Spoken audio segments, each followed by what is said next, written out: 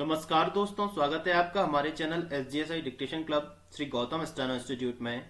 सबसे पहले मैं हमारे आदरणीय स्वर्गीय गुरु श्री सतीश गौतम सर को चरण स्पर्श करता हूं और आज के लेक्चर की शुरुआत करता हूं। देखिए दोस्तों, जैसा आप सबको ज्ञात है कि अभी कुछ समय के बाद SSC स्टेनोग्राफर के मेंस के एग्जाम होने वाला है और कई सारे एग्जाम्स ऐसे हैं जिनमें शॉर्ट हैंड का टेस्ट लिया जाने वाला है। तो आप कंटिन्यूटी के साथ अपनी प्रैक्टिस को बनाए रखिएगा और हम हर रोज आपको 7 बजे बहुत अच्छे PDF और बहुत अच्छा कलेक्शन देते हैं।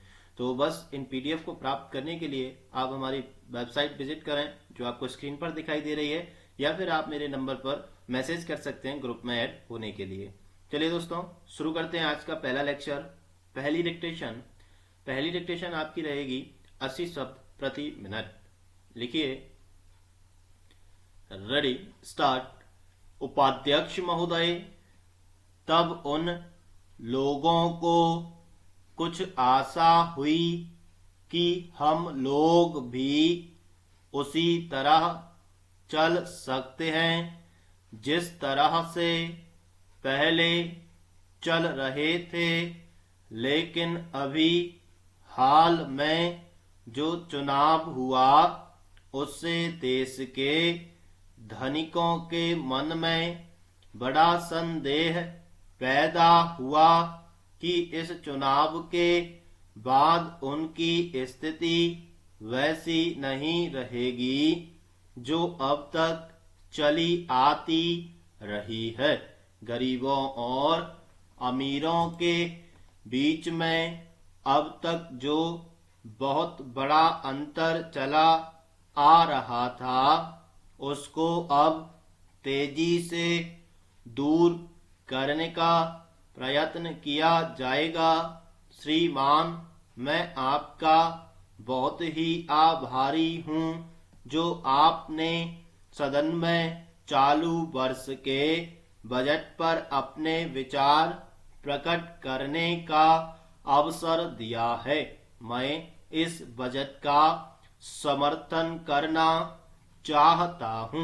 पैराग्राफ।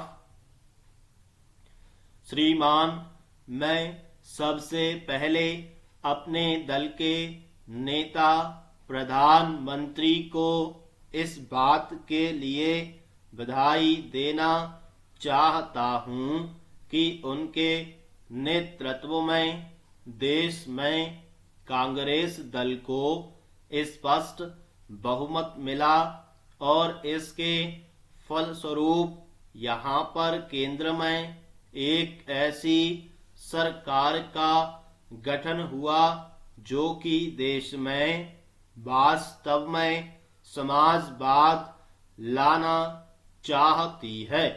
मैं वित्त मंत्री जी को इस बात के लिए बधाई देना चाहता हूं कि लोकसभा के मध्यावधि चुनाव में जनता द्वारा कांग्रेस दल को जो आदेश दिया गया था उन्हें स्मरण है और वह तन मन धन से उसका पालन करना चाहते हैं।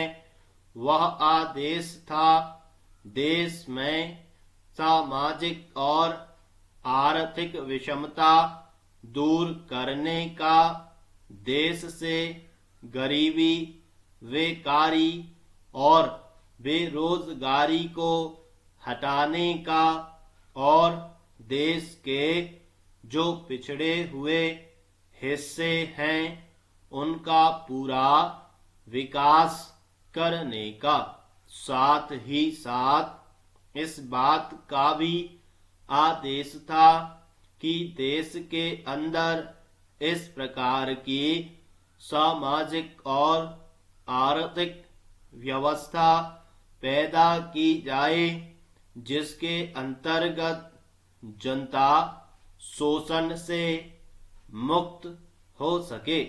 श्रीमान, यह ठीक है कि देश में कृषि के क्षेत्र में उत्पादन में वृद्धि हुई है, परंतु इसके साथ ही साथ यह भी दृष्टि में रखना चाहिए कि लागत में भी पूरी वृद्धि हुई है। इसके लिए आवश्यक है कि सिंचाई के साधन बढ़ाए जाएं और अधिक उन्नत बीजों का प्रयोग किया जाए। आज कृषकों को कृषि के यंत्र मिलने में बहुत कठिनाई हो रही है। जैसे छोटे छोटे ट्रैक्टरों का देश में बड़ा अभाव है। उनके बनाने के लिए शीघ्र नए कारखाने खोले जाएं, जिससे कृषकों को जल्द से जल्द ट्रैक्टर मिल सकें। देश तभी प्रगति करेगा, हमारा ऐसा विश्वास है। स्टॉप। 80 शब्द प्रति मिनट की गति से दिया गया डिक्टेशन आशा करता हूं सभी से बन गया होगा। देखिए दोस्तों, डिक्टेशन लिखने का एक ही नियम होता है, आप लिखकर तुरंत से या आप आपके रजिस्टर में या आप डायरेक्ट कंप्यूटर स्क्रीन पर इसको ट्रांसलेट करें तो यह भावार्थ जो है इसका एकदम स्पष्ट होगा और आपको अपनी गलतियां समझ में आएंगी। पीडीएफ से मिलान करें, ट्रांसलेशन करने के बाद कॉमा फुल स्टॉप का मिलान करें ट्रांसलेशन करने के बाद। और इस पीडीएफ को प्राप्त करना चाहते हैं तो आप डायरेक्ट वेबसाइट विजिट कर सकते हैं या फिर आप मेरा नंबर आ रहा है स्क्रीन पर, यहाँ से मैसेज करिए, ग्रुप ज्वाइन करेंगे, आपको पीडीएफ प्राप्त हो जाएगा। चलिए दोस्तों, ज्यादा टाइम वेस्ट नहीं करेंगे, आज की सेकेंड डिक्टेशन की तरफ आगे बढ़ते हैं।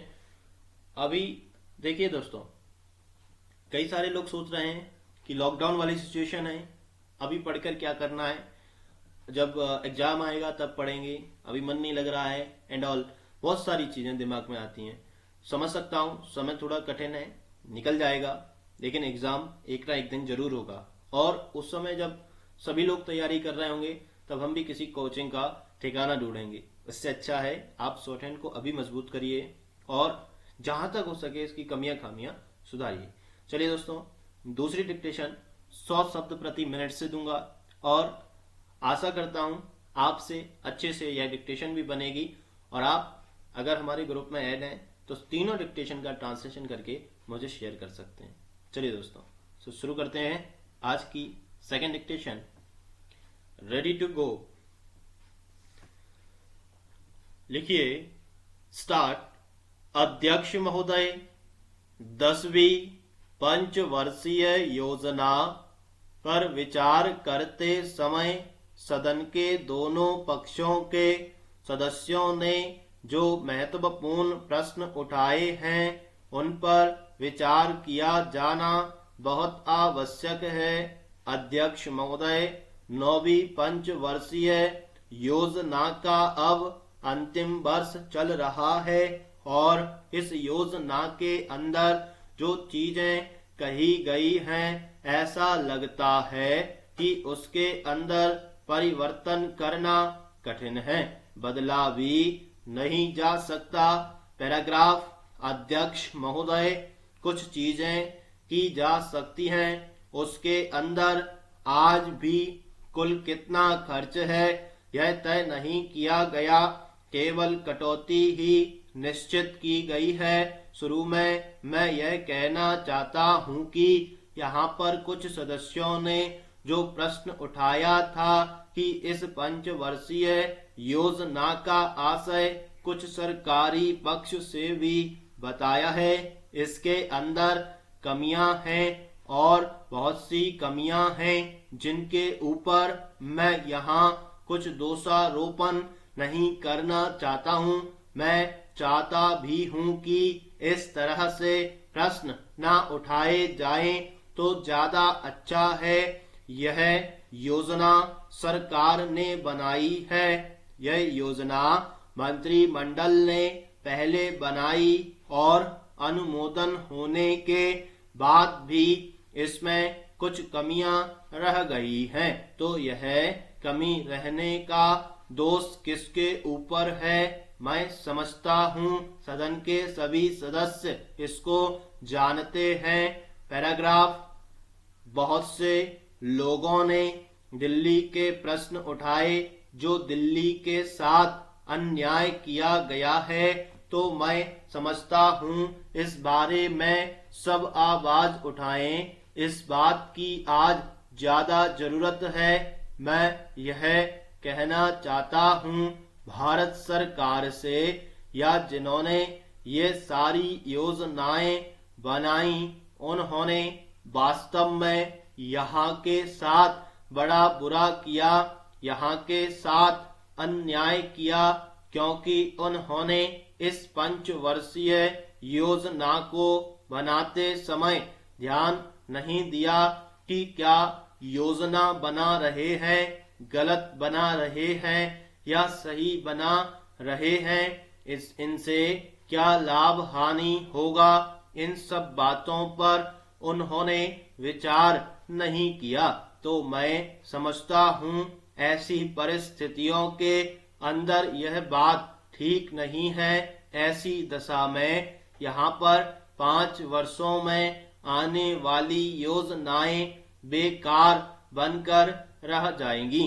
जो यह कटौती निश्चित की गई है उसको समाप्त करना चाहिए, ताकि दिल्ली को हम अंतरराष्ट्रीय स्तर पर एक आदर्श नगर बना सकें। यह बहुत ही आवश्यक है यदि हम इस स्थान की उन्नति चाहते हैं। इसलिए अब मैं अपना कथन इन शब्दों के साथ ही समाप्त करता हूं। स्टॉप। 100 शब्द प्रति मिनट की गति से दिया गया डिक्टेशन लगभग सभी से बन गया होगा। जिन बच्चों से ये नहीं बना, आप लोग इस डिक्टेशन को दोबारा से लिखें। हेडफोन्स का यूज किया करें डिक्टेशन लिखते वक्त, माइंड को कंसंट्रेट किया करें और डिक्टेटर की आवाज को ध्यान से सुना करें। चलिए दोस्तों, आशा करता हूं काफी अच्छा कलेक्शन है और भी मैं आपको रेगुलर बेसिक लेक्चर दे रहा हूं, तो आपको घबराने की बात नहीं है। चाहे आप शॉर्ट हैंड सीख रहे हो या सीख चुके हो, एग्जाम दे चुके हो, नो प्रॉब्लम। आप मेंस की तैयारी कर रहे हैं किसी भी एग्जाम की, तब भी कोई दिक्कत नहीं है। आप हमारे डिक्टेशन लिखिएगा और यहां से आप चाहें तो मुझसे कंसल्ट भी कर सकते हैं किसी भी एग्जाम को लेकर के। ठीक है दोस्तों, चलिए लाइक शेयर सब्सक्राइब करना ना भूलें और अपने दोस्तों के साथ शेयर करें। और अगर आप ग्रुप में जुड़े हैं, मैं फिर से कह देता हूं, तो आप इन डिक्टेशन का ट्रांसलेशन करके मुझे वहां पर सेंड कर सकते हैं, जिससे कि मैं आपकी गलतियों को सुधार सकूं, नेक्स्ट क्लास में बता सकूं। चलिए, तो आज का तीसरा डिक्टेशन जो होगा, देखिए दोस्तों, ये भी सरल डिक्टेशन है, कोई ज्यादा टफ नहीं है, लेकिन स्पीड थोड़ा सा इंक्रीज करूंगा क्योंकि बच्चों का कहना है कि स्पीड थोड़ा सा सर बढ़ाइएगा। तो यहां पर भी मैं 100-110 लेकर के जाना चाहता हूं इसको। अब आप अगर गौर करेंगे तो जिन बच्चों ने ITI किया हुआ है, ये डिक्टेशन उनसे आसानी से बन जाएगा। और जो पहली बार लिख रहे हैं, बिल्कुल मेहनत करिएगा। अभी तो ये कुछ नहीं है, इसके शानदार, इससे अच्छा मैटर मेरे पास है, आपको वो चीज भी मिलेगी। लेकिन शुरुआत थोड़ी सी सरलता से करेंगे, लेकिन सरलता को एकदम सरल बनाकर नहीं करेंगे। चलिए दोस्तों, तीसरी डिक्टेशन लिखने के लिए तैयार रहिए। तो लिखेंगे आज की तीसरी डिक्टेशन। Ready, start. अध्यक्ष महोदय, आपने मुझे 10वीं पंचवर्षीय योजना पर बोलने का अवसर दिया, इसके लिए मैं आपका आभारी हूं। आपने मुझे कम समय दिया, इसके लिए भी आभारी हूं। अभी मेरे से पूर्व कुछ सदस्यों ने हम पर यह आरोप भी लगाया कि हम योजना में विश्वास नहीं रखते। उन्होंने तो यह भी कहा कि हमारे चुनाव घोषणा पत्र में उनको इस बारे में कुछ नजर नहीं आया। मैं इस बारे में यह निवेदन करना चाहता हूं कि उन्होंने कोई दूसरा घोषणा पत्र देखा, गलत घोषणा पत्र पढ़ा और उसी को हमारा घोषणा पत्र समझ बैठे। लेकिन मैं यह कहना चाहता हूं कि हमारा घोषणा पत्र इस समय मेरे पास है। इस घोषणा पत्र में हमारी घोषणा में योजना के बारे में स्पष्ट रूप से कहा गया है कि हम योजना पर विश्वास रखते हैं, लेकिन ऐसी योजना पर विश्वास नहीं रखते जो जनता के दुखों को दूर नहीं कर सकती, जो जनता के कष्ट दूर नहीं कर सकती। आज तक जितनी भी योजनाएं बनाई गई हैं, जिन्हें हम पहली पंचवर्षीय योजना, दूसरी पंचवर्षीय योजना और 10वीं पंचवर्षीय योजना आदि कहते हैं, और उन योजनाओं में हमने जो कुछ निर्धारित किया उनसे हम जनता के दुखों को दूर नहीं कर सके और जनता के कष्ट दूर नहीं हुए। इन योजनाओं के परिणाम भी हमारे सामने हैं। बड़े बड़े अनुभवी बैठे, उन्होंने योजनाएं बनाई, लेकिन योजनाएं ठीक प्रकार से कार्यान्वित नहीं की गईं। उन योजनाओं में काफी दोष थे, जिसके कारण ये योजनाएं लोगों के दुखों को दूर नहीं कर सकीं। लोग दुखी ही रहे। पैराग्राफ, मैं यहाँ पर कहना चाहता हूं कि जो हमारी योजना थी उसका परिणाम क्या निकला? उसका परिणाम यही निकला कि हमें रुपए का मूल्य कम करना पड़ा। जो योजना होती है वह राष्ट्र धन को ऊंचा करने के लिए बनाई जाती है, लेकिन हमारे सामने आंकड़े हैं, इसका परिणाम हमारे सामने है। हमने अब तक 9 पंचवर्षीय योजनाएं कार्यान्वित की हैं, लेकिन हमारी प्रति व्यक्ति आय में और जीवन स्तर में अपेक्षित वृद्धि नहीं हुई है।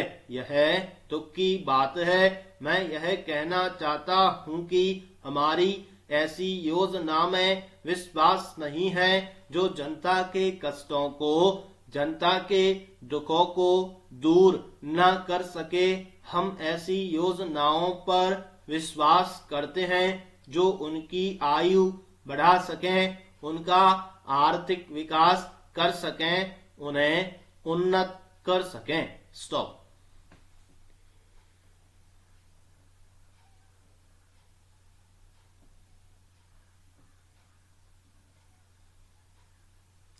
चलिए दोस्तों, तो आशा करता हूं आपसे सारी डिक्टेशंस बन गई होंगी।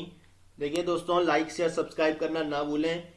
आप इस लेक्चर को रेगुलर शाम को 7 बजे ज्वाइन कराएं यूट्यूब पर, और कंटिन्यूटी के साथ अपनी स्टेनो की प्रैक्टिस को बढ़ाएं।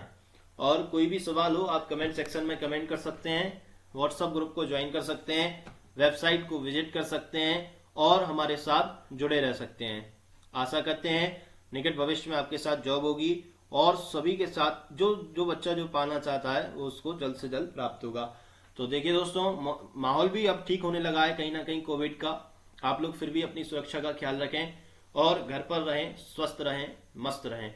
जितने बच्चे हमारे ग्रुप में जुड़े हैं ट्रांसलेशन करके आप दे सकते हैं। एक तय समय पर 11 बजे से पहले दीजिएगा, मैं चेक करके आपको रिटर्न करूंगा।